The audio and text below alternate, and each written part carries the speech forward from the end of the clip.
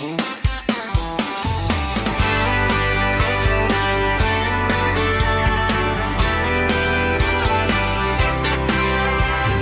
calling for snow here in Tennessee, and what that means for both you and me is that everyone's about to go plumb crazy.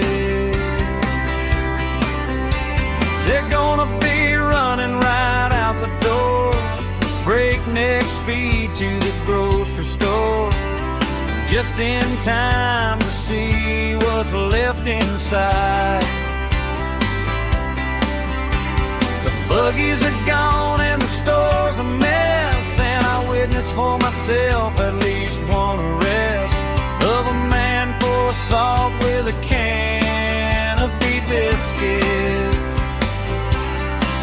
Well, it's time to run out before the big storm hits. Grab my gas, milk, bread, and cigarettes. Get home and watch it all unfold on my big TV. Well, this might just be a big hit or miss. You never ever know just what you'll get, but that's just how the weather goes here in Tennessee.